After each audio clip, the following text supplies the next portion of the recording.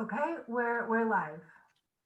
Thank you, Ariel. And thank you for all of you who are with us this evening. I'm so excited about this meeting because we're going to really be taking care of some cleanup items, but we're focusing on rebuilding. Happy New Year, everyone. We have gone through that window of fire recovery. We're getting ready and moving forward on completing the debris cleanup. And we've discussed insurance, hassles, and negotiations with legal aid and the policyholders, United policyholders. And tonight we get to help you understand the prospect of building and rebuilding. And I wish I could share my screen because I do have, hey, I have a success story. I hope to be finished with my rebuilding in a couple of months and moving in. So indeed, it is a journey. It's part of the journey of grief, recovery, and moving forward. Let's take care of a little bit of housekeeping. If someone invited you on the list or you read about it on Facebook, please send us your contact information so that we can outreach to you and ensure that you are on our future meetings, Conversations for Fire Survivors. And I really need to thank Ariel Kuba-Jones, my soon-to-be district director, for organizing this and all of our other Conversations for Fire Survivors. This is her second rodeo, and she's been doing a magnificent job in providing you information on how to move forward and rebuild your lives. We won't have the question and answer chat up yet. At the end of our presentations, we'll invite you to submit your questions, and Ariel will read off the questions, and our expert panel will be able to answer them, I'm quite sure. So let's move on, and please, if you, when that time does come, you have a question, you can raise your hand in the virtual format, or if you're on your cell phone, you can hit *9 to raise your hand and ask your questions. So it's my honor, and I really want to thank our panelists with us tonight. We're going to cover, as I said before, the last bit of debris removal update. And we're going to remind you to get your debris removal right of entry form turned in. And for more information on all of that, you can always visit socoemergency.org. So I'm delighted to introduce, let's hear about that debris removal from Amber Lane with CalOES and Chris McSwain from CalRecycle. So Amber and Chris, take it away. Thank you for having us. I really appreciate the continued efforts in getting these ROEs and establishing everyone's recovery and leading them on their way and helping their guidance. Thank you, Chris, for joining me. The partnership is always welcome, and we truly enjoy this partnership in helping Sonoma County. So as of right now, we have roughly 195 ROEs from Sonoma County. We have completed 8 sites in Sonoma. We have quite a few crews going out there. Over the holidays, we did a lot of assessments, whether that be site assessments or asbestos assessments. We were able to do some abatements on asbestos throughout the holidays. We kept our consultant working. We were a little bit of a Scrooge, but it's a high priority to us, and we wanted to make sure we were beating the weather, really. The weather is going to be an issue. We want to make sure everyone's safe. However, we had a lot of clear days during the holiday times that a lot of everyone was off, and we definitely took advantage of that. So we plan on bringing in more crews now that we have those assessments done. And we've been doing some tree surveys, as Chris knows well about. And we're leaning forward. So we do have an extension on the ROE deadline to February 1st. However, I highly recommend that you don't wait till that date.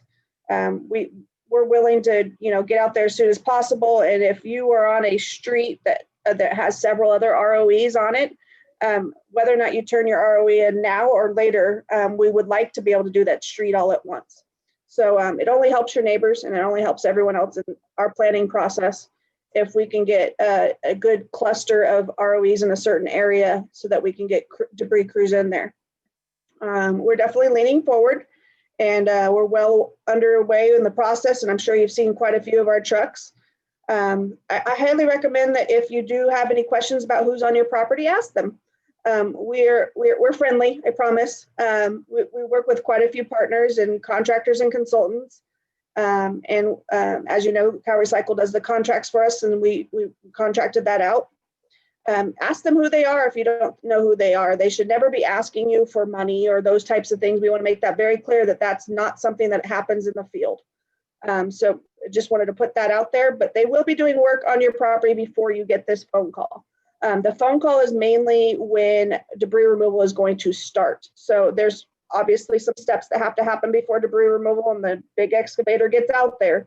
So I just want to make sure you know that sometimes there will be people coming onto your property based on the ROE and getting those steps ready for debris. So just want to remind people of that. And if you have any questions on who's on your property, ask them. They should have some notification or some identification. So I just want to make sure that everyone is transparent in this process.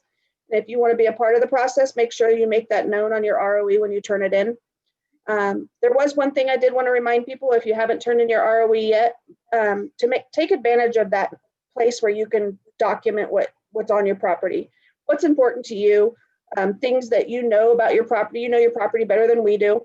If there's something on your property that we need to know about, please document that. If there's a vehicle on your property, please document that as well. And I think that's about all I have in regards to updates in regards to debris. Chris, do you have anything to add?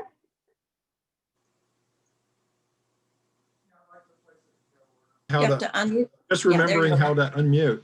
I just want to reiterate the timeline issue. Certainly there is a start date in terms of all the planning that it takes to get to your property. And so we want that start date to start as soon as possible. The logistics of organizing all these crews is a very complicated thing that Amber and her team needs to do. But the first step is always getting that ROE in.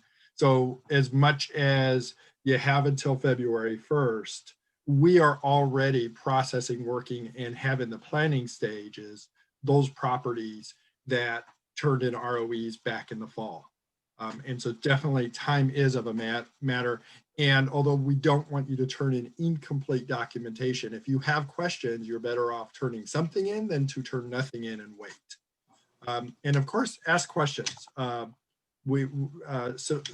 Sonoma County is excellent in terms of the service that they provide for residents and survivors. So please ask the questions if you have any concerns. I know there's people from the glass fire who have reached out to me, and it's been my pleasure to answer those questions.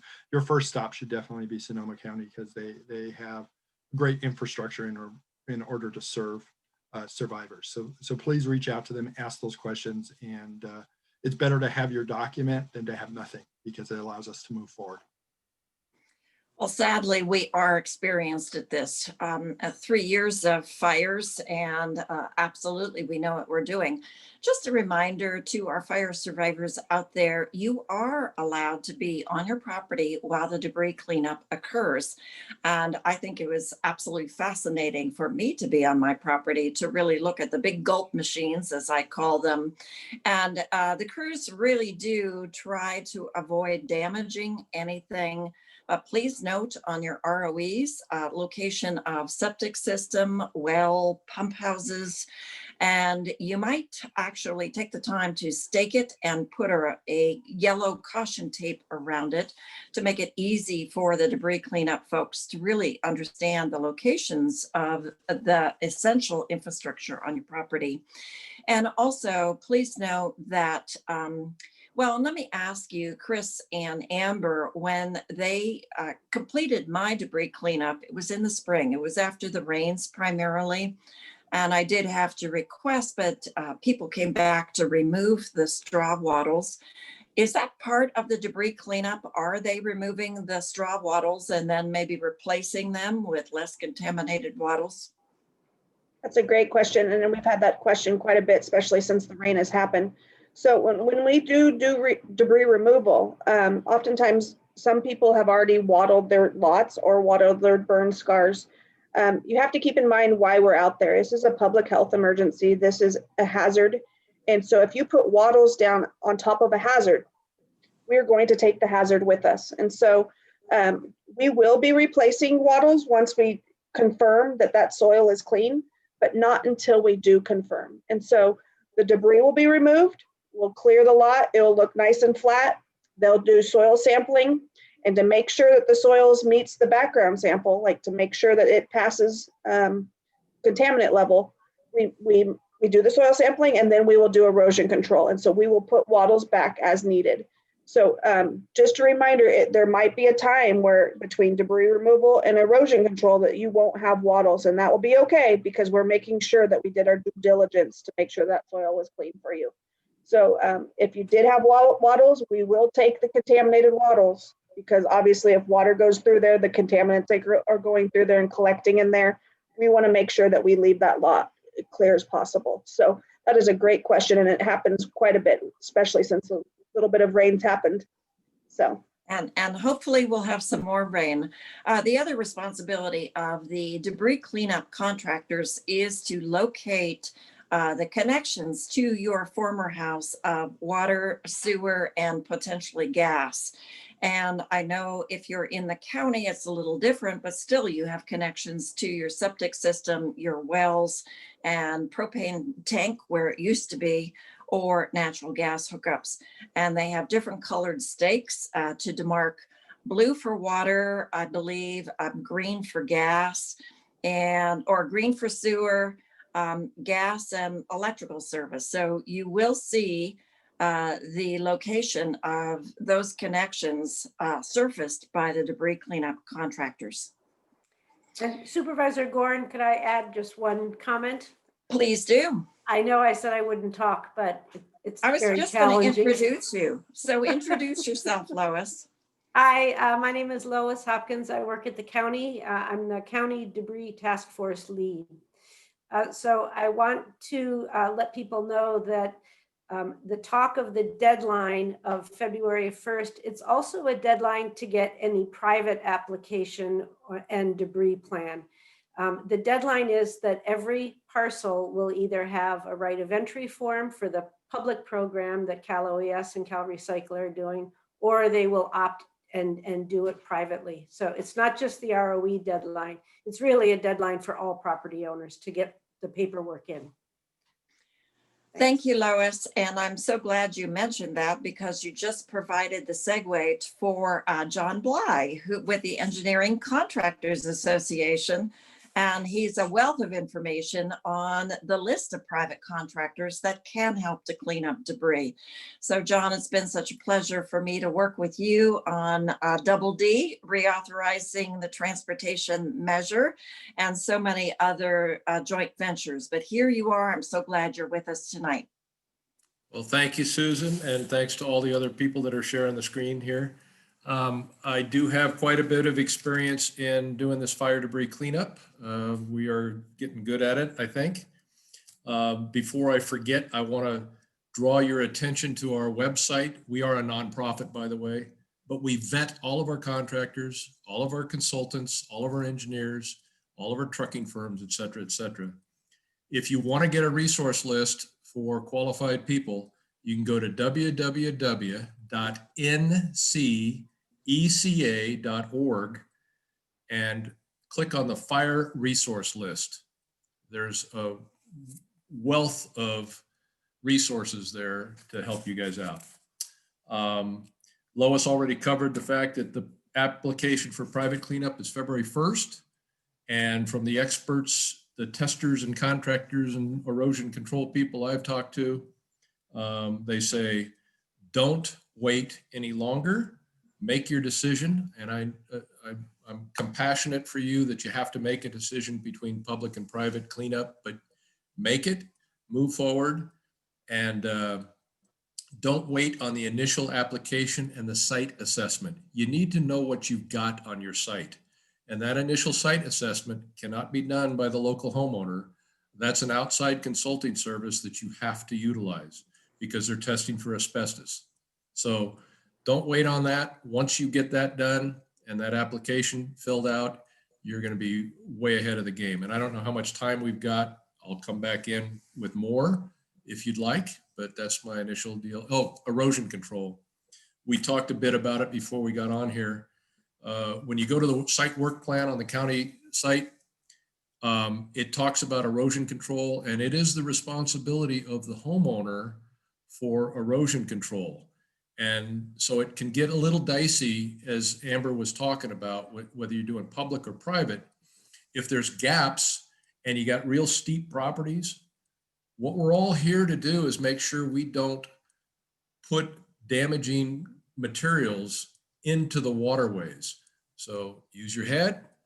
There's resources that you can do that aren't terribly expensive.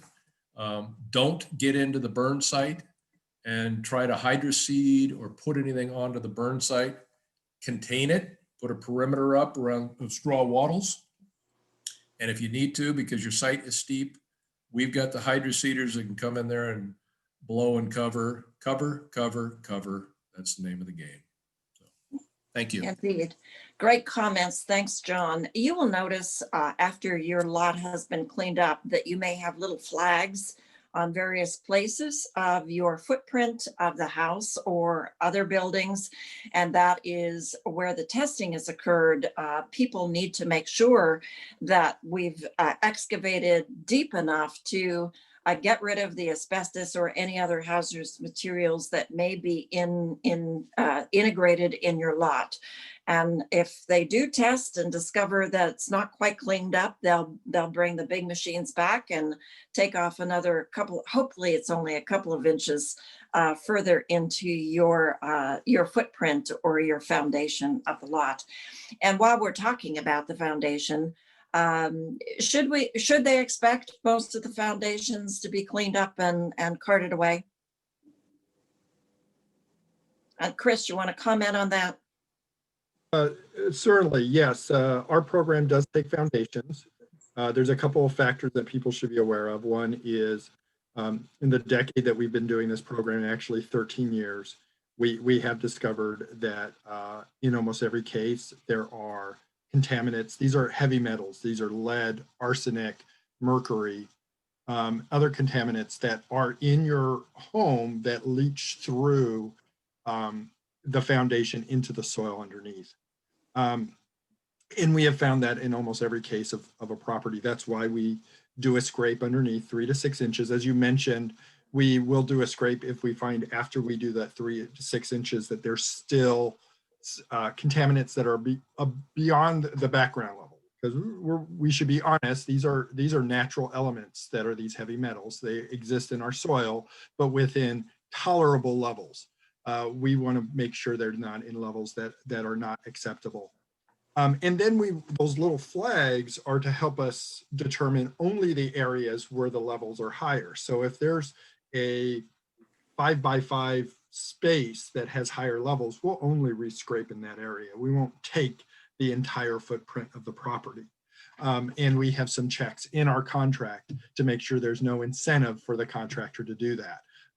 In fact, their incentive is to only take as much as is needed and is required. And because the soil testing is by independent third parties, we have that check as well, just to kind of reassure people that we're making sure that the people's money is only spent and your insurance money is only spent on that which is necessary. The other thing that we found is that the heat of the fire in many cases, if not most cases, takes the water out of the concrete and it becomes unstable. I'm not an engineer, but our program managers are. And what they tell me is, healthy concrete has a certain amount of moisture level and the heat evaporates from that and then makes that property unstable and not safe to build on. Early in this program, a decade ago, we didn't take everyone. And what we found was we had a lot of property owners that came back later and said, I can't build on this. Can you take the foundation now? And unfortunately, we couldn't. We sent the contractors home. And so our program does take foundations. Other concrete like driveways won't unless something has burnt on top of it, usually a vehicle. And then we will take only the portion of the concrete that is burnt. But we do take concrete, and that's based upon our track record, over 20 plus incidents and tens of thousands of properties burnt over the last 13 years. Chris Thank and Amber, can I jump in here, Susan, with a quick question? Good. I I've was had- going to direct it to you to ask you if private contractors do the same thing. Depends on the relationship with the homeowner and what they ask for. I was going to ask Chris and Amber how they're dealing with, how's CalRecycle dealing with the outbuildings that aren't habitable? Because I've already had this question asked of me, where people are trying to decide between private cleanup and the public cleanup. And they got fences that are destroyed and they've got outbuildings that are destroyed. Nobody lives in them, but will CalRecycle clean up those ash footprints, whether they be a fence, whether they be a storage unit and that sort of thing, because then I can answer your question, Susan. So is CalRecycle cleaning up Take it, those Amber? outbuildings, basically? If there is a qualifying structure, which is 120 square feet, then other outbuildings are part of the program. If your main residence of 120 square feet or more doesn't qualify for the program, then those outbuildings don't qualify either. I am not sure about the question of fences. Certainly we will take ash, but I don't think typically fences qualify. Amber, are you able to provide clarity on that? So it also depends on where the fencing is. If we're going to the, like, if it's a huge lot and we're not going to go to the border of every part of the thing and go take the fencing. But there has been times where it's like our entryway and it's all burnt, and we will take that to make sure that the soils there are fine. So it's an individual question with fencing. We do not take retaining walls unless they're main parts of the structure of the house. So there are certain things that we don't do and we do, but John, I just want to say it's really nice to have you on the call. It's nice to put a face with the private program. Sometimes we don't get that luxury. And honestly, if you talk to Chris and I, even on the street, we really just want people to make the best decision for themselves. We're not here to promote our program over another program. We're really just here to support you in making your decision and leading you on your recovery. So it's really nice to have a face to the private program. So thank you for being on the call, John. Very welcome. And I echo the sentiments. I'm not trying to drum up business. Our guys are pretty busy as well. I really feel bad for the homeowners, that just they've gone through this and they have to make this decision. They got to be well-versed in land use rights, contracting. And so the big difference between the private and the public cleanup is what the public cleanup encompasses that you're not going to have to go out of pocket for, versus maybe some of the more detailed nuances that you might want, retaining walls, maybe to get ready for your rebuild, you want to knock that hill out that has been a bugaboo for you in years past. And now with equipment on site, it makes some sense for you if you're well insured to go the private route. But we're not here to take anything away from the public cleanup, and neither are you guys. So we appreciate all that you guys are doing as well. Yeah, that's great to hear. I think our whole mission is just to get everyone signed up for something, and so that we can help you on your recovery. So I believe that I really do love this opportunity to talk and speak to somebody, especially that is, part of the private program. I know Chris and I just really want someone to you have to make a decision, and we're here to support you on that decision. Perfect. Foundations, concrete work, expensive. We know that, expensive to replace. And your first instinct is to minimize removal of the foundations and the concrete work to save yourself some money. If you can, that's great. But please heed the warnings of the experts here, why you may want to really actually have that removed. And as you go through rebuilding, and we're going to get to that soon, you may redesign your house. You think you're going to build on the same footprint, and oh wait, maybe we want to move that wall out a little bit or shrink it in here, or slab rather than a crawl space. So it may be money well spent in pre-planning about what it is that you think you're going to be moving forward with rebuilding. And thank you all, my panel of experts, for the advice. And I'm sure we're going to get into some questions a little bit later on. But Nathan, I'm so glad that you're here. You're my go-to guy at Permit Sonoma for wells, septic, all kinds of building questions. We're so glad that you're here. Help us know what our rebuilders need to know about building in the county. And we know that we lost some homes in the city, and you may have a little different configuration. The city will be offering some meetings, but you can call me if you have any questions potentially about the city, or call the city. Nathan, you really help us through in the county. So what can we expect? Thank you, Supervisor. So my name's Nathan Quarles. I work for Permit Sonoma, formerly known as the Permit Resource Management Department.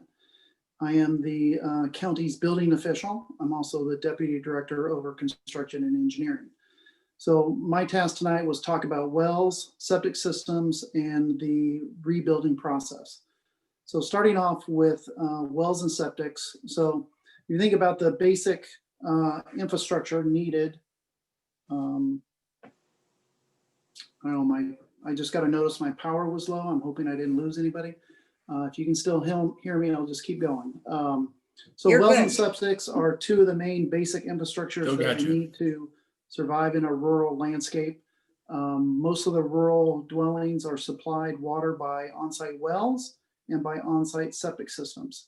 So our presumption going into a fire rebuild is that these two features, or these two pieces of infrastructure, wells and septics, that you had one of each, at least one of each on the site prior to the fire, and that these, while they sustain nominal damage, that they will work up to the way they were working before the fire. So we presume they exist, and they presume that they're functioning. We have seen a lot of nominal, sorry, that was Chief Williams calling me. I had got a question earlier this night about WUI regulations, and I'm hoping Chief Williams will be able to answer that. So I will talk to Chief Williams in a moment. So we presume that these features, wells and septic systems, are on the landscape. You have them, they are operating fine before the fire, and that we have seen nominal damage, things that were plastic, things near the surface. Like for a well, it could have been a dedicated electric panel for the well that could have burned. But for the most part, the well itself and the septic system survived the fires, except for the nominal damage. Most of these things, like the plastic parts, valves, distribution boxes, things of that nature, can be replaced without any type of permit. The exceptions to that are anything electrical. So pumps, wiring, the dedicated panel for the well, those would need an electrical permit. In some cases, we've seen septic tanks get damaged. And so if you need to replace your septic tank, we get a permit for that. It's a over-the-counter nominal type permit. There's not a whole lot to review in a septic tank. But if you do have to replace the tank, we do ask for a permit for that. Of course, this assumes that you're rebuilding in kind. If you had a 3-bedroom house and you replace it with a 3-bedroom house, or if there's no increase in wastewater flow, you just repair it and off you go.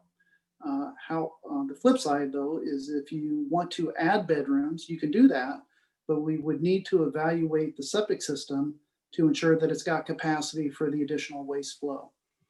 The other option, if the existing system doesn't have the capacity, you could add to the existing system or construct a separate septic system for the additional waste flow, be that an additional bedroom. Some people elect to do an accessory dwelling unit, that sort of thing. On the well side, the metric is not bedrooms, but it's a number of dwellings. So wells are evaluated for the number of dwellings they serve. And if you are in a water scarce area, you might need to demonstrate water quantity if you're adding dwellings. The standard is 1 gallon per dwelling, and it's a nominal amount. We presume that you can fill it up 24/7. You'd get some storage, you'd fill that up, and there'd be adequate water supply. But there's a lot of ifs there. So if you're in a water scarce area, if you're adding dwellings, and if a well yield has not been conducted, they're good for 3 years. And we do run across where people have a recent well yield. So that's if you're adding to your site. Now, in regards to structures, unfortunately, these are not our first fires, and we've had a big one in 2017. And shortly thereafter, the county created the Permit Resiliency Center, and that's housed in Permit Sonoma. They used to be in trailers outside our department, but now we've moved them inside. And so we had to go with a private firm because the county did not have the capacity to rebuild the couple thousand houses that were lost in the complex fire. And now with these additional homes, we just don't have the staffing to deal with that. So we went with a private contractor. It's been working out very well. The company's name is called Four Leaf Incorporated. We have several contractual obligations with Four Leaf. The two primary ones are they're obligated to do an expedited plan review process, no more than 5 days upon submittal. You would receive plan review comments.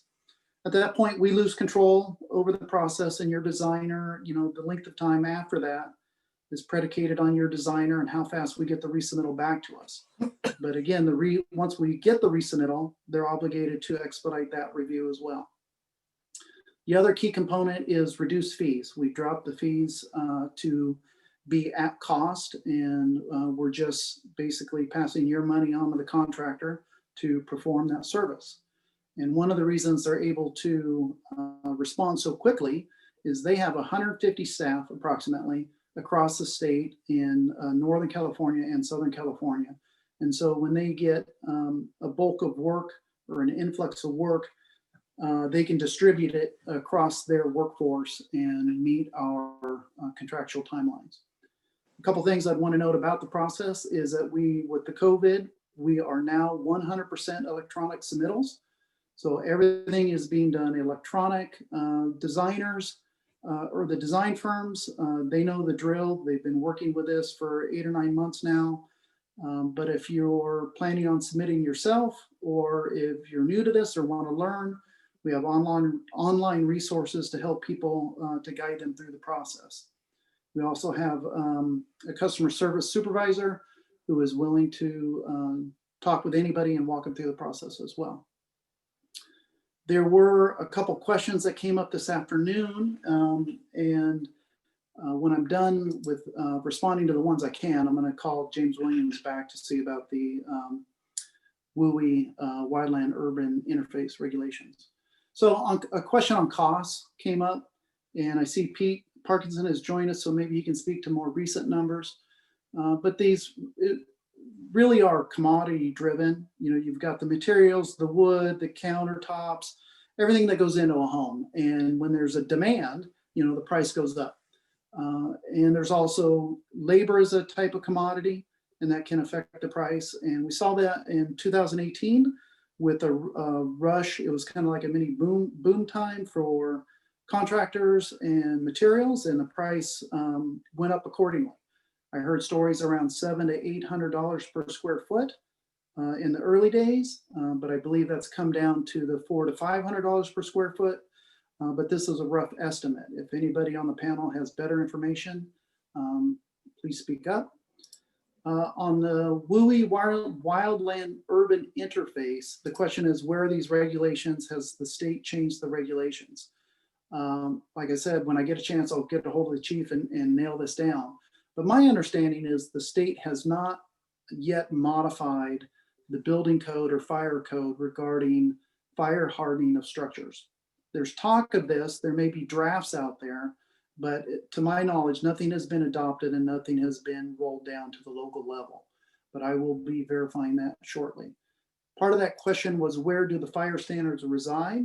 The county's current fire standards reside in Chapter 13 of Sonoma County Code. Muni Code is a good resource. If you Google Muni Code or Sonoma County Code, a link to Muni Code should pop up, and you can go to Chapter 13 of the Sonoma County Code. So I believe those were my topics, and I'm here for questions as well. So with that, I'll turn it back over to Supervisor Gorin. Thank you, Nathan. Really appreciate your information. And I am delighted to have Pete Parkinson with us. Sadly for him, he lost his home in the 2017 Nuns fire. He's been one of our stalwart neighborhood captains and one of the first people to actually get his home constructed and move back in. So he continues to inspire so many of us. Pete, I know you were sad to lose your beautiful home in Bennett Ridge, but hey, you have a brand new home. So this is great. Well, there is a silver lining to, to all of it. Once you get through the arduous process of building a new house, you end up with a new house. And because you lost everything in it, all your stuff is new as well. So, there's definitely some things to be thankful for as part of that. I guess I could just talk for a few minutes about what our journey of rebuilding was like. And I think the first thing to talk about here is whether or not you want to rebuild and whether or not that's really feasible to you. And part of that, as you folks undoubtedly know now, is understanding what your insurance coverage is and what you're going to have to work with in terms of insurance coverage as you go forward. And then there really is, I think, a legitimate question about whether you want to put yourself through that process of it, because it's not an easy thing to do. I think that it puts stress on the individuals involved. It puts stress on relationships, and it's a lot to go through. So in my neighborhood, I live in the Bennett Ridge neighborhood, which is about 130 homes, and 92 of them were lost in the Nuns fire. And I would say that at least 25% of my neighbors, maybe even closer to 30%, are not rebuilding. And a lot of reasons for that. Some people are just too traumatized by the whole thing to go back into a fire hazard area again and rebuild. Other people, I have just gotten to a stage in their life where maybe they're in their 70s or even in their 80s, and they just haven't got the stamina or the desire to go through that long process, because it is kind of a long process. So as Susan said, we were one of the first to get in our neighborhood at any rate, to get our home rebuilt. We had, before the fire, we had a custom home that was built in the late 1960s. So it was close to 50 years old at the time that it burned. And because the foundation was destroyed as well as the house itself, we had a fair amount of flexibility in terms of what we wanted to do. So we'd lived there for a little more than 15 years, and we got to talking about all the things that we over the years had wanted to change about our house, and this and that and the other thing. So we came to the conclusion pretty quickly that yes, we wanted to rebuild, and we wanted to rebuild with a different home on the same site. So it took us 9 months from the fire until we broke ground for our rebuild, which again was relatively fast. And in that time we had to get the services of an architect, go through the design process literally from the ground up, get the engineering done and all the other things that need to be done as part of the plans. The permit process was a snap. It really did work exactly like Nathan explained it. Our plans were reviewed within 5 days, and we were lucky actually not to have any changes on our plans in order to get them approved. So that process was really very, very simple. But then you've got to find a contractor. And particularly after the 2017 fires, when you had 5,300 homes lost in the county, that was difficult. As people were getting snatched up, they were making their commitments and whatnot. But we ended up finding a contractor that we really liked working with. Another thing that you have to accomplish in that time before you can even get your plans finalized and your permit done is you have to get a soils engineering report done that provides the parameters for the design of the foundation.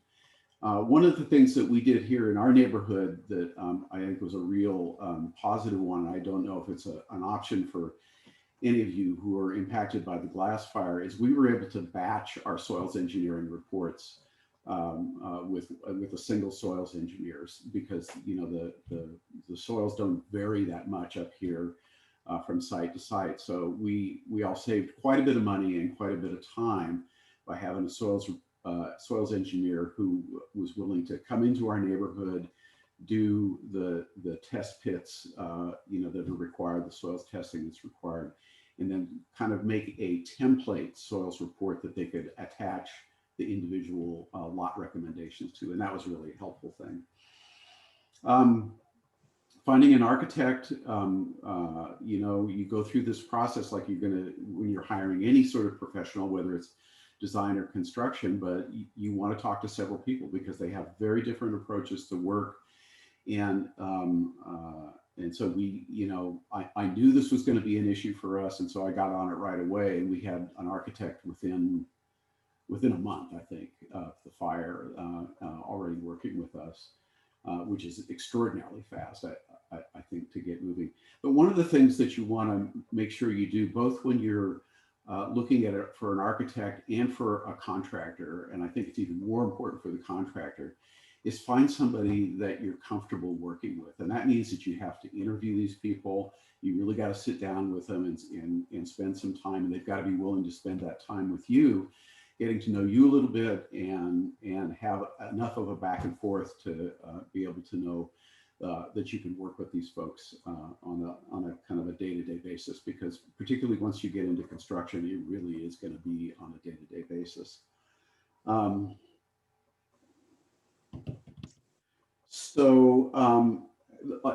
other thing I wanted to emphasize, just in terms of that, one of the reasons that it helps to have a contractor that you feel is relatable to you, is that there are a ton of little decisions that you have to make throughout this process. There are going to be things that come up in the process of construction where the contractor calls you up and say, we're ready to finish the framing on this part of your house, but we've got this issue over here. Do you want this kind of corner window, or, and you've got to get together with your partner and figure out the answer to that. And it's just scratching the surface. There's so many decisions to be made. You don't have to make them all at once, thankfully. A lot of particularly the decisions about finishes and things like that can wait a little bit until you're into the construction process. But you do get decision fatigue, so be prepared for that. And I guess one of the last things I want to say is be really kind and patient with yourself and with your partner. Because it is an arduous thing, and what's layered on top of that is the trauma that you all went through with the fire itself.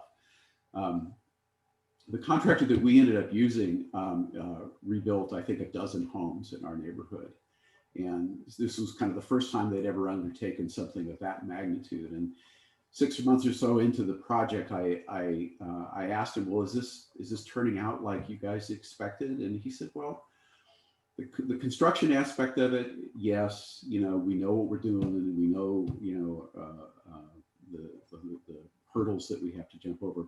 But what was unexpected was the extent and the impact of the PTSD that all of you folks are suffering from.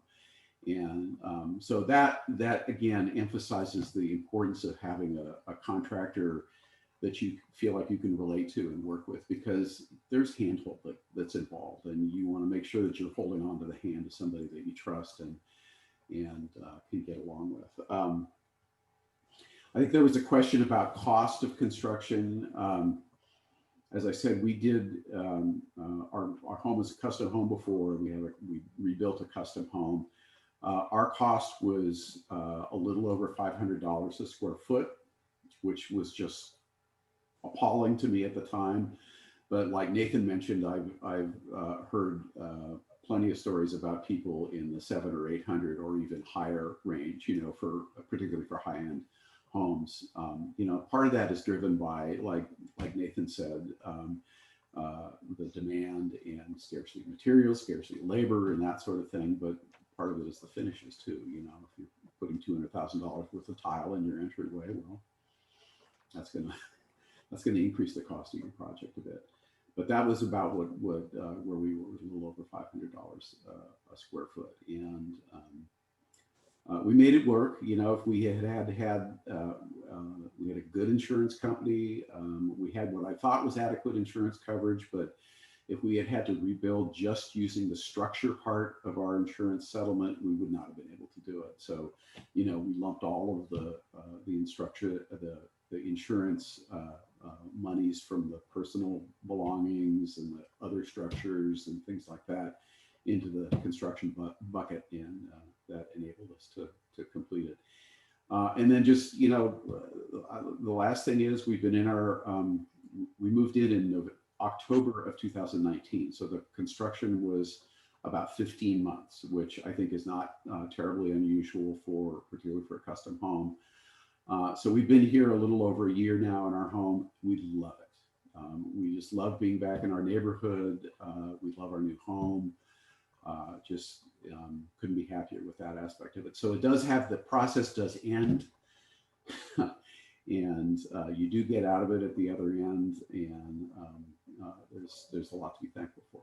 So I'll stop and see if there's any questions. Thanks, Pete. I do want to reiterate the first thing you said at the very beginning. You need to go into a rebuilding with your eyes wide open. You need to make a decision whether or not you want to rebuild. Not everybody is suited for a very long rebuilding process or has the time.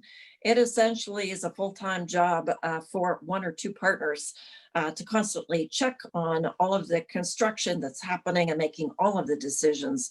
So it is not for the faint of heart, absolutely.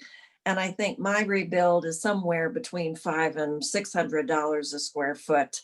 And as I said before, it's taking me about 3.5, maybe closer to 4 years, but we went through various designs. Oh, couldn't afford that. Wait, that was too small. That was too large. And trying to find the right builder based upon recommendations.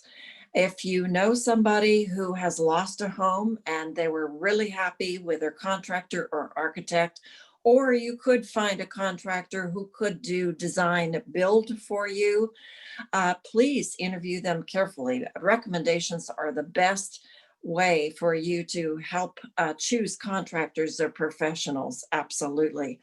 And there have been a lot of horror stories out there, so go into this, do your research. Again, find someone who meshes with your way of moving forward. And can you trust the person on the schedule, the contract schedule, the construction schedule? And Pete and I both say, whatever they tell you, you're going to tack on at least a month, probably 2 or 3 onto that construction schedule for some of the reasons that we just talked about. Shortage of materials. And someone just said to me, the timeline of ordering carpeting and floor covering now is about 2 months. Appliances, I barely got into the wire 4 months in advance. So the COVID environment has really delayed construction material deliveries. Before it was the sheer massive rebuilding, but now it's COVID interfering with the deliveries. So you better talk with your potential contractor about what they are experiencing in the cost inflation, as well as the delivery schedules moving forward with rebuilding. Ariel, I think you're standing ready. Now is the time to ask your questions. And boy, do we have great experts tonight. So help us with your questions and give us a chance to answer your questions. Okay, first we have Mark Frey. Mark, you should see a prompt on your screen asking you to unmute. Hello, can you hear me? We can. Thanks, Mark. A couple of the questions I think have been answered. I do have a question for Nathan. We are in somewhat of a unique position in that we are actually in the city, but we are on septic and well. And so I believe that it's still the county who has to do all the evaluation of the septic and the well. Is that correct? Yes, that's correct. If it, we have agreements with all the jurisdictions that we're the one entity for wells and for septic systems. And again, it depends on if you are adding to, if you're adding back more than what you had. I mean, if you're rebuilding in kind, there's not a whole lot of evaluation of the septic system. We do ask for a thing called a modified findings report. In the normal world, we have a findings report, but for the fires rebuilding, we modified it slightly to a lesser degree. And basically a professional goes out there and evaluates the septic system, verifies that it's functioning or will function again. And that's pretty much it if you're rebuilding in kind. Okay, and that person that would evaluate the septic system and the well, we can hire that privately, and can we do that before our site has been cleared? Is that something we can start scheduling, or do we have to wait till the debris removal has occurred? Well, I think they can do the evaluation because it's not as if somebody's going to be occupying the land or pulling a trailer and living on the site before the debris is removed. So it's just somebody showing up to the site and doing an evaluation. So I think that can be done before debris removal. And the professionals are a civil engineer, registered environmental health specialist, or a septic contractor can do that. That's part of the modified. Before, we only allowed the first two, but with the fire rebuilding, we allowed septic contractors to do these findings reports as well. Okay, and then and my last question, and I'm sorry, I came a little bit late into the forum here, but it has to do, we submitted our ROE on December 1st, and we live off Los Alamos Road, and we do notice that there's a lot of activity around us, but I believe they're all private contractors. We're not sure at this point where the CalOES is and how we can find out whether what the schedule might be, when they might be coming up into our area. We are abutting several of the houses that burned in Skyhawk area. And so I know we're in a sort of a cluster, but it seems all the current debris removal is by private entities and not the public option. So I don't know if I can get some feedback of when we might be expecting that they might be coming into our area. Sure, I'll take that one. Ariel, this is very familiar to the question that was emailed to me just right before this. Is it the same question? It is. Okay, so I don't want to give the specifics of your site, but I did email you back with everything that we've done so far. So Ariel, did that go to him, or? I don't think I got that from you. And that is, I sent you two, so I don't want to get into this, in prime time, but I don't know if I've seen that. So if you could resend that, yeah, if you can. Sure, I'll reply to your message for you, sir. Okay, thank you. And I think with your email did come through. I'm on headphones and my wife is waving at me saying that it's come through. No, good. So ask the questions. It's important for everyone to understand their process. And okay. As you can tell, you're well underway, and we'll be there shortly. We've done all the assessment part of your property. Okay, I appreciate it. Thank you so much. You're welcome. And if I could just add that it's important, I know we're getting several questions for people asking when is work going to happen. There is a lot of behind the scenes work, as Amber and Chris talked about. There's tree assessment, there's site assessment, there's asbestos assessment. So just because the actual debris is not being moved off your property, it doesn't mean that your property isn't in the process. Amber, could you just answer the question generically? If someone has a question regarding the schedule for debris cleanup or LOES, how would he or she find out what that schedule is? Sure. So it's not always wise for us to publicly announce the schedule, obviously, because it is a bunch of moving parts. For example, and there are sites and this one in particular, that, you know, they went through the asbestos survey and then it needs to be abated. So there's chimney tipping if it still has a chimney standing. The best thing is when you get that phone call, and I know that that's a lot to wait for, but once you start seeing work on your street, it's pretty much we're coming, because we definitely do a great planning process, and we do inform you. But those emails, just like that, I was able to give him every date that we were on his property, and we were able to inform him on that. But it's definitely a lot of moving pieces that would be really hard to say, I'll be there next Thursday, because rain day, we had to do a different lot because of an access issue. A crew was down, and then to add COVID on top of it, we have a lot of COVID concerns. So as you can tell, we're essential workers, and we are working, but we also have the same concerns as gathering in public and hotels and those types of things. So there are a lot of variables. To provide a schedule to tell you I'm going to be there next Thursday at 2:00 is not probably the best or wisest customer service thing that we can do. But for this individual, he's well along in the process. So that means that's great news for him. And I would urge caution and patience. Many of the fire survivors are so anxious to get their debris cleaned up. And I can say from experience, that is one of the parts of the process that you don't need to rush. There are so many other things that you can be working on in designing and rebuilding your home.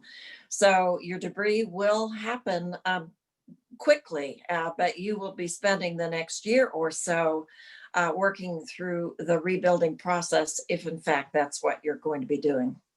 And actually, none of the process starts unless we have your ROE or you're entered into the private program. So Lois, I might be wrong, but there's roughly about 90 people or lots out there that we do not have in either program. And so if you're concerned about your debris being cleaned up and you haven't entered either program, I would be concerned. So first thing starts with a decision, and either program works for you. We just need to get started. So. Great, thanks. I wanted to follow up really quickly on Mark's question about septic. And if there's actual sewer lines that are within 200 feet of your property, I think it would be really wise to check with the city about whether the city is going to require you to connect to city sewer. If you don't have sewer lines anywhere close, I don't think you need to worry about that. But if you do have sewer lines close, I definitely check with the city. Thanks, Pete. Can I jump in there too, Susan? Go, Chime.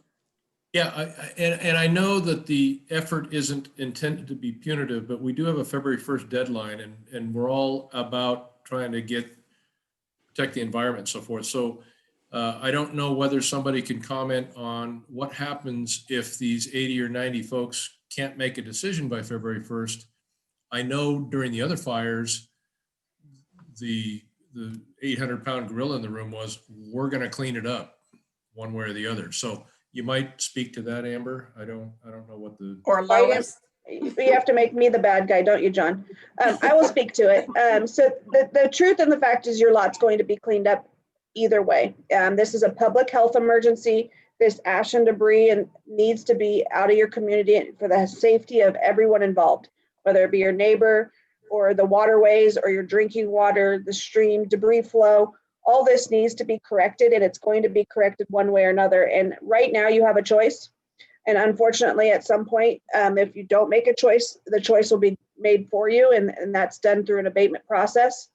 We can't say, oh, your lot can keep the debris and your lot can't. So in order for us to make this a legitimate program and us to solve the problem, which is the ash and debris, we have to clean up every lot. So it's the abatement process is never anything I like to talk about, because I truly am out here for the homeowners, and I know Chris is too, that we love working with the homeowners. We love solving these problems and helping them on their recovery. We don't like the process of abatement. However, that is the next step after this. So if we do not make a decision, it will be cleaned up for you, and the cost will be a lien on your property. So thanks for making me be the bad guy, John. Well, I wasn't intended to do that, but there are ramifications. And so people that are having trouble making decisions need to kind of, we're empathetic, but you got to get a decision made. Yeah. True. Lois, let me ask you, because obviously people have lost their homes and they have scattered to the winds. They may be living in different states or different cities. Are we sure that these individuals are receiving our communications regarding debris cleanup and the right of entry forms? We're doing the best we can. There are people who all we have is the parcel address. We have sent communications through the US mail. We have 2 staff people working on trying to track down to get contact info, either a phone number or an email for these property owners. So staff at the county is actively working on trying to track down. At last count, there were about 98 parcels, property owners that we had no other contact info except the site address. So we're Okay. trying to get the word out in every way. And one thing that I know Amber mentioned on the SoCo emergency website under the fire recovery and the debris removal, there's a map that shows the parcels that we have either a right of entry or a private application for, as well as the parcels that we don't have any information. I really encourage people to go onto that map. If you see neighbors that you know, there's nothing like word of mouth to get the word out. And if you see your neighbor that has not turned in any ROE or a private application, if you can contact them and encourage them to get that documentation in, it would be really helpful. Took the words out of my mouth. I was just going to say word of mouth is extremely important.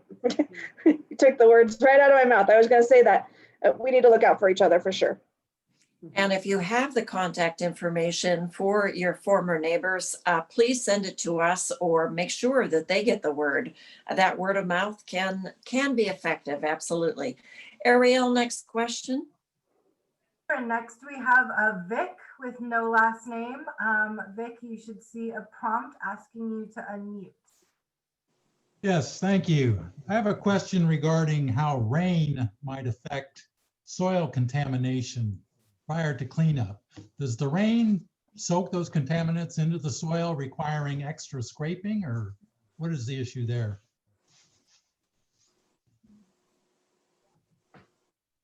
I'll take that one, I guess. So yes, rain is a problem. Debris flow is a problem. Hence why we've started wattling projects at this time, and we're preventing our waterways from the debris going into our waterways. Having heavy excavators pushing debris or wet soil or the metals down into the soil is also hazardous. We will not be taking more dirt. We will take as much as we need. So there's a sweet spot there that you need to find with the weather. And so hence why we're trying to get these ROEs in as quick as possible so that we can beat this weather system or this fall weather and try and get the debris off the ground. So yes, rain is a problem. I believe I answered your question, but it is definitely something we take into consideration. Okay, I just want to make sure how urgent this is. The sooner the better, it seems then. Exactly, Beckett. And the other things we take into consideration is our trucks going through your community and making sure that they're not dripping or it's not coming out the back of the trucks, or we're providing the right quality of stuff to the landfills. Those are all things we take into consideration. And we burrito wrap our debris and make sure it's in those trucks and we're not sludging it down the hill faster than the rain is. So we do a lot of precautions with rain, and even when it's not raining, we do a lot of dust control to make sure that we are, that we are not putting the contaminants in the air. So sometimes these little light rains are perfect for us because it's our dust control for the day, and we move on. So that sweet spot we're trying to find right now, but really it just starts with that ROE. This might be a question for John Kessel at Watershed Task Force, but I know in the other fires, there was some of our members that make wattles, offered the wattles to fire victims free of charge. They would deliver them and drop them off. And so going to Vic's question, the easy way to solve that problem, Vic, is to just put the wattles around the perimeter of your footprint, your ash debris footprint, and you've done more than nothing. And more than nothing is kind of what we're looking for right now. So I don't know if the county has that, has wattles stacked up and available to fire victims free of charge. But Lois? if Vic, yeah, go ahead. So Or this Amber? really is John's area. I know that the city has wattles free of charge. I don't know that the county does. They are working with CalOES. They're going to be getting, I believe it's going to be towards the early, middle of January or early January, where they're getting a large wattle, and they have, I think it's Conservation Corps crews are coming in, and they will be doing wattle placement, but Yeah, there's also some community partners, and one with Sonoma Ecology Center, but I think they've spent their money and they've passed their remaining clients off to the Community Soil Foundation. And I'm forgetting the RCD, I think. So those are people you could have come out to your property and place the wattles free of charge. But the county, my understanding is they don't have a stockpile of wattles. It's more on the community partners, but I will send the watershed information out with the notes from this meeting. If I may, I want to brag about our program. CalRecycle is part of the California Environmental Protection Agency. We are an agency that includes CalRecycle. We're solid waste oriented, but we have partners with that protect the air and protect the water. We have a great team that is part of this. This project includes environmentalists, scientists, engineers, and it originated in 2007 in an attempt after the Angora Hills fire to protect Lake Tahoe and the watershed there. So it is an environmentally based program that focuses on, it's more than just cleaning up the debris, it's protecting the environment that for Californians, and particularly in places like where you live, the environment is very important to why you live there, why you want to stay there. And so it's very important to us in the program to not just rebuild your house, but to protect the environment that makes your house a good place to be. I do want to put that within context. A lot of people see CalRecycle and they think that we're about bottles and cans, and that is part of what we do. We're part of Cal EPA, and we make sure that it is environmentally safe, and we care about where you live and the beauty and the safety of California. That's part of what we do. Thanks, Chris. I'm so glad that you added that context. Absolutely critical, and especially the Mark West watershed. It's one of our impaired watersheds, so we really want to make the effort to try to contain those ashes and not let them move down into the watershed. Ariel, another question? Yes, we have Corinne M.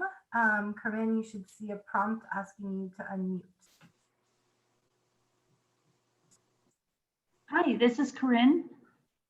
Hi, Corinne. Hi, everyone. My question has to do, I would like to pose it to John Bly, which is, what is the average cost of cleaning up a debris field for a house that's perhaps 2,000 square feet? We lost our house in the glass fire on Melita, and I'm just getting bids that are all over the place. So how do you evaluate a bid, and what would be a reasonable price? So that I don't get in trouble with my employers that I got in trouble with several years ago, I would be happy to be utilized as a resource off the air, Corinne. So I don't know, Ariel, if you're putting our email addresses up, but I think there's so many aspects. I'm not trying to dodge the question. Yeah, I am trying to dodge the question. There's so many perspectives to this. Pete brought up some. I mean, Nathan brought up. There's a lot of different pieces that go into the puzzle. So what I might think is an abnormally high price at first blush might not be. I do free resource counseling. I don't charge for it. I don't have a dog in the fight. I've helped out a couple of people with the James Gore's district on the Wallbridge fire and so forth. And I think they're very happy with it. So I'm more than happy to do that privately, Corinne, but not so much publicly, okay? Okay, great. Does this sound like a common problem in that, private homeowners don't really have a point of reference? Yes. Yes, it's a huge problem because, as I mentioned offhand before, you guys are put into a position where you've got to know a little bit about a lot of things and a lot of things about a few things. And that's when you want to reach out to some of the resources that are available to you and bounce some things off of them. And I'm more than happy to use my expertise and help you. That would be And great. I won't point you to any particular contractor or whatever. I'll just give you my honest opinion and say, maybe you should do this. Okay. That would be great. Thank you so much, John. And Corinne, we heard stories of even the small lots in Coffee Park where one lot was about $40,000 and the other lot was $150,000. So it does pay to get bids on your project for sure. And my insurance company finally reimbursed the county for my debris cleanup. And I think they spent about $75,000 for a 2,300 square foot house. It was a level and a half. So it does vary all over the place. And I would take John up on his offer for sure. Thank you, Supervisor. Appreciate it. Next question. Okay, we have Tim McCarthy-Smith. Tim, you should see a prompt.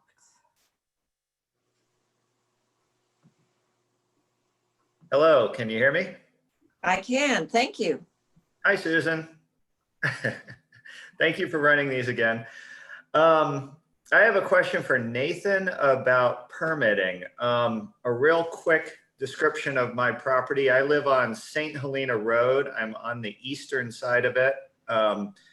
We had a really intense fire out there. And I had, in 2018, I installed a current code gravity standard septic system for 2 houses.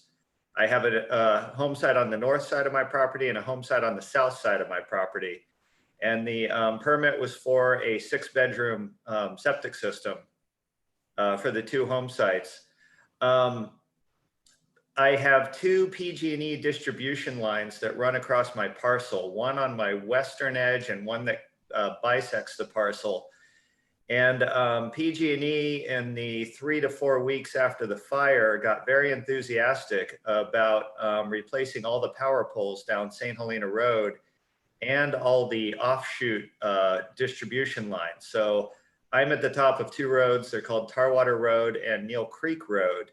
And so my parcel is kind of now the connection between, thanks to PG&E, it's now a connection between Neal Creek and Tarwater.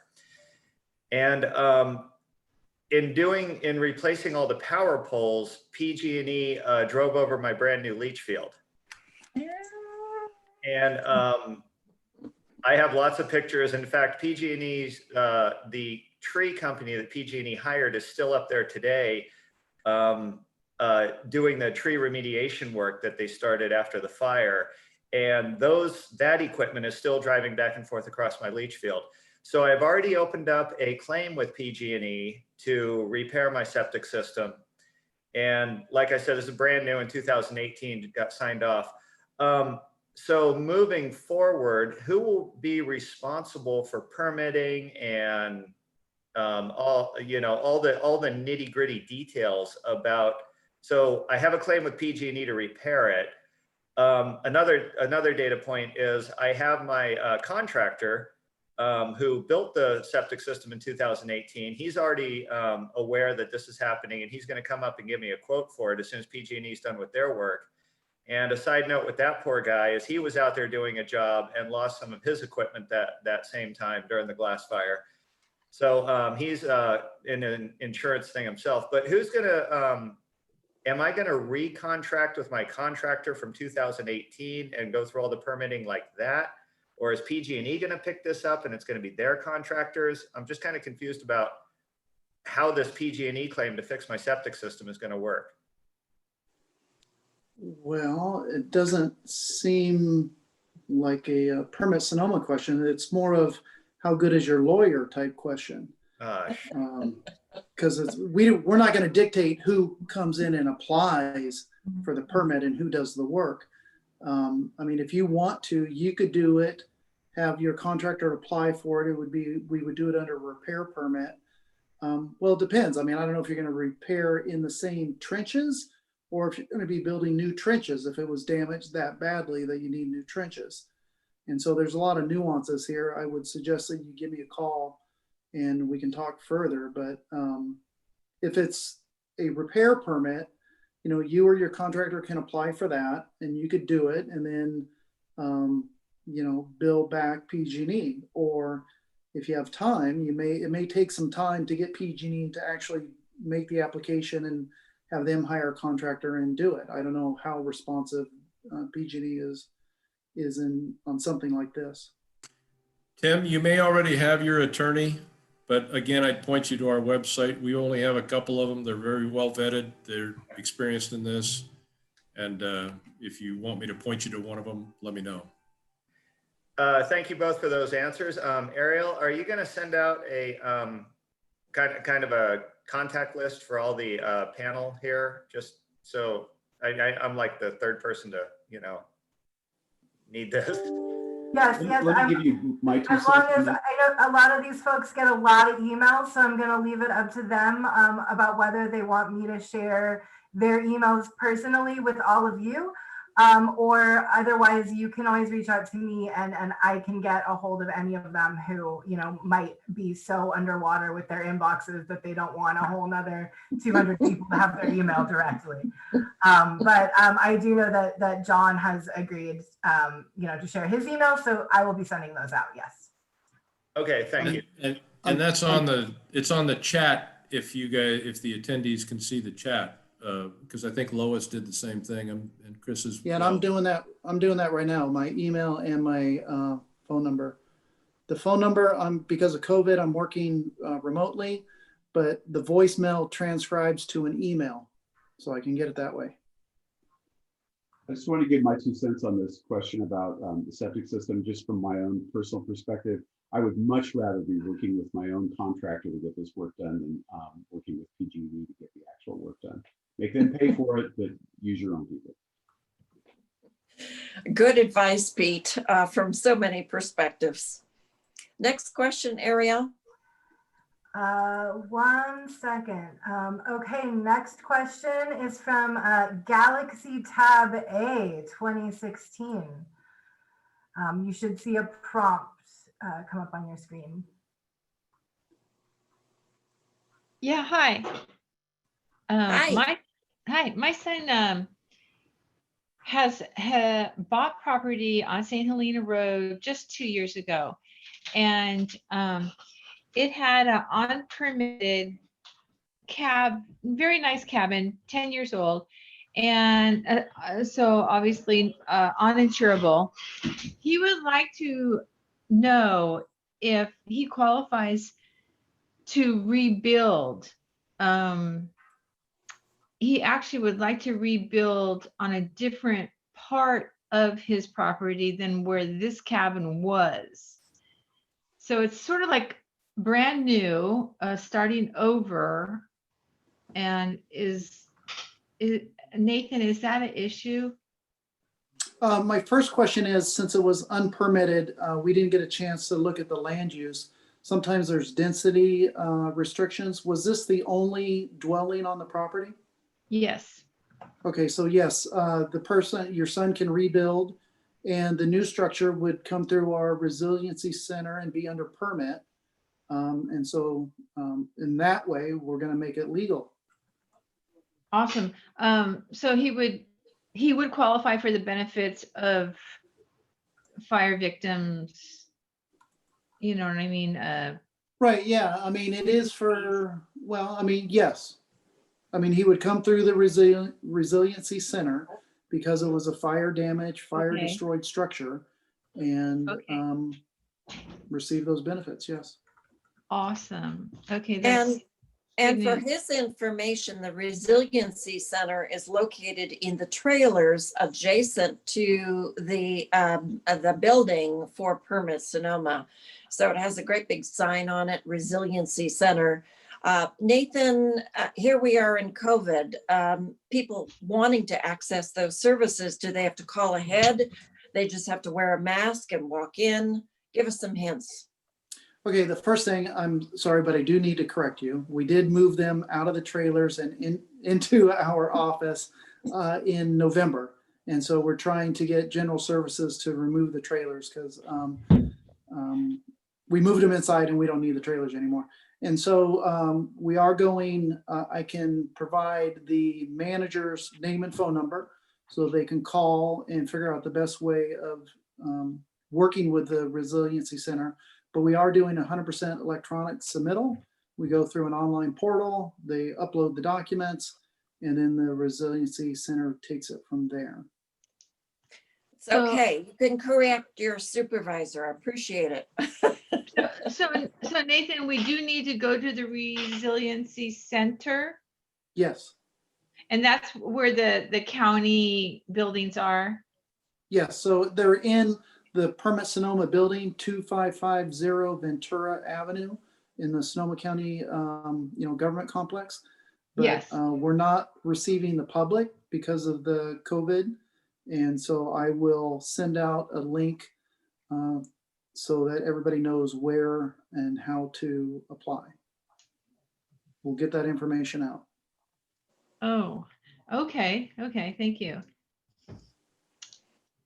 Thanks so much. Next question. Okay, next we have Lynn Garrett. Hi, Lynn.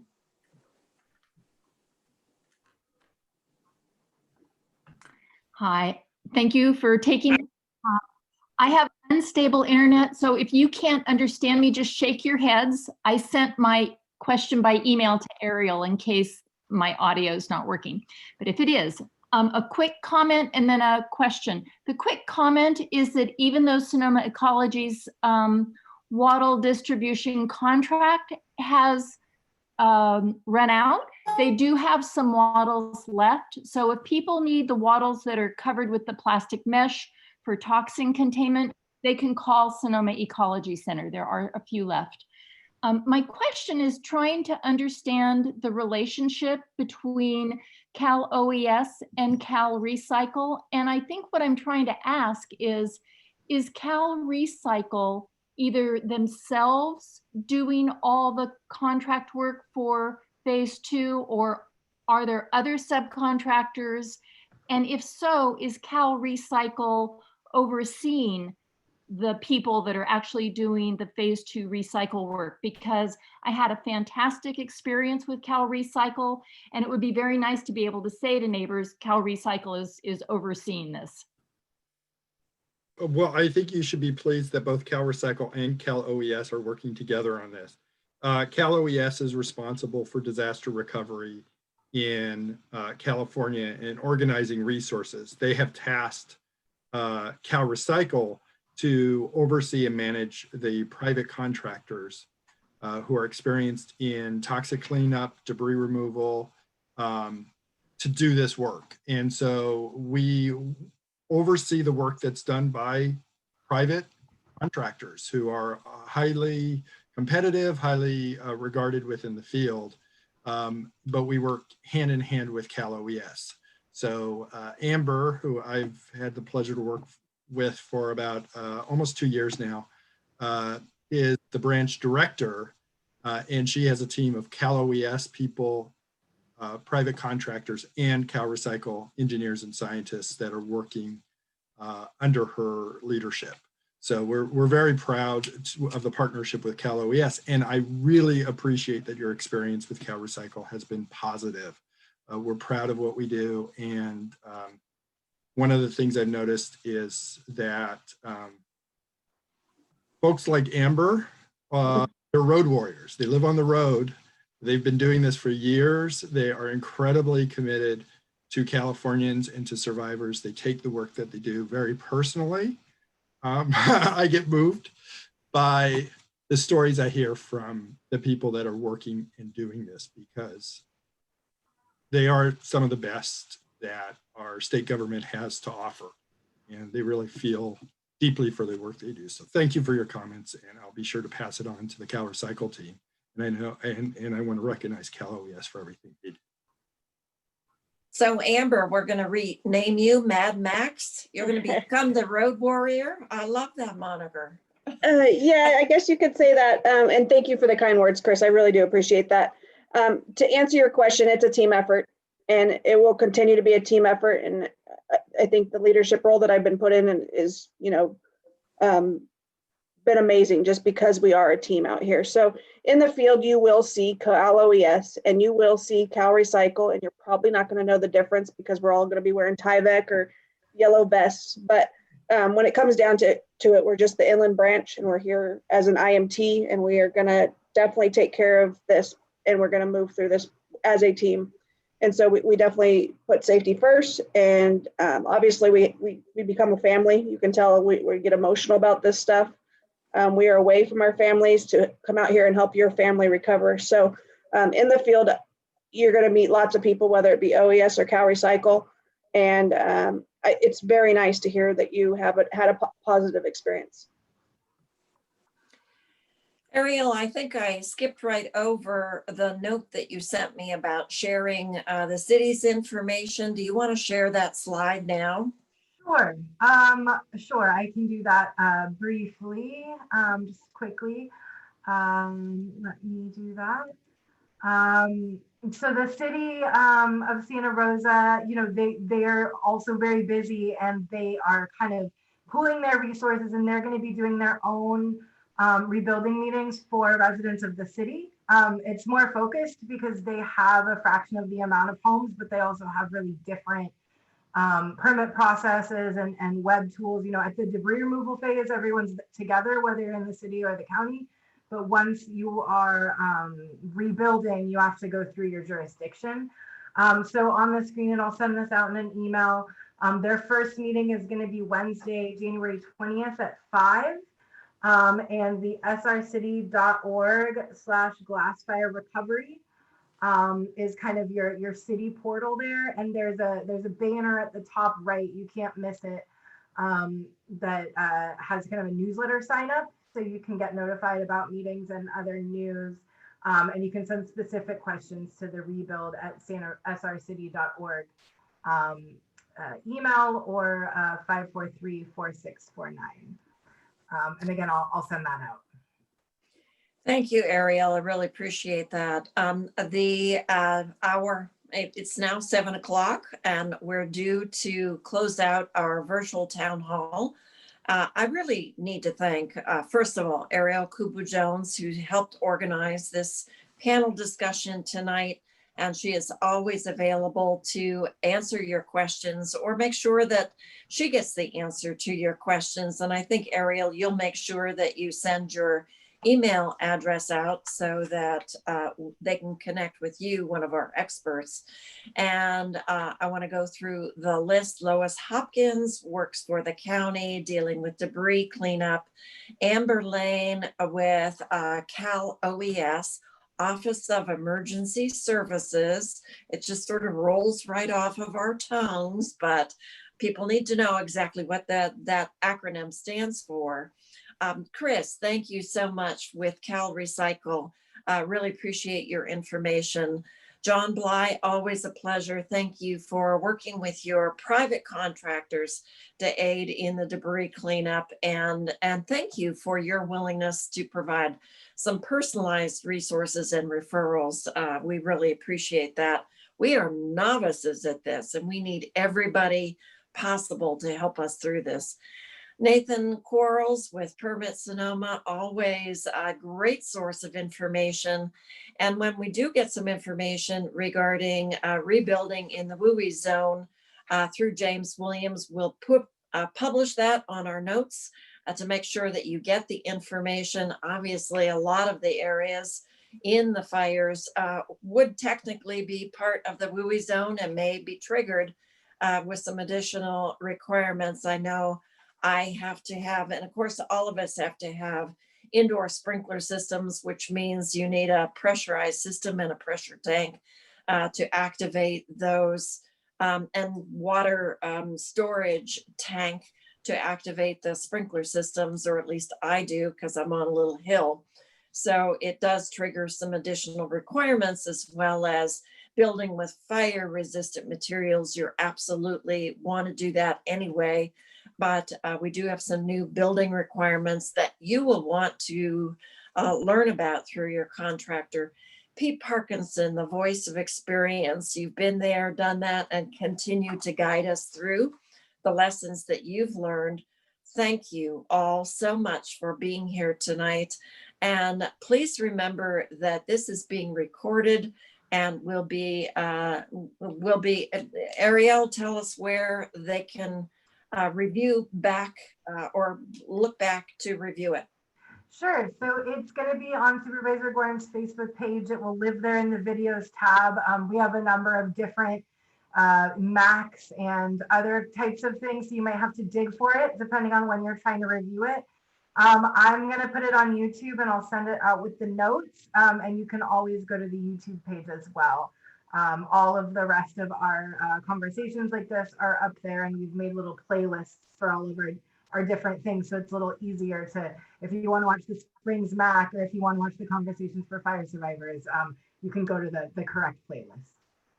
Thanks, Ariel. Ariel and I talked previously, and we're going to send you all a survey to take the pulse of your particular circumstances.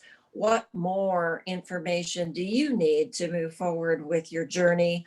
Or do you need a refresher course in some of the lessons that we've learned over the past couple of months? And so we'll reschedule our next conversations with fire survivors based upon the information that you provide to the survey. We are so delighted to be able to help you with your journey. Want to wish you the best of luck, and please expect the survey. Please take some time to fill it out so that we know who you are and the information that you need moving forward. Happy New Year, everyone. It will be a happy new year once you get into your new home. Absolutely. Thank you all. Have a good evening. Thank you, everybody. Happy New Year.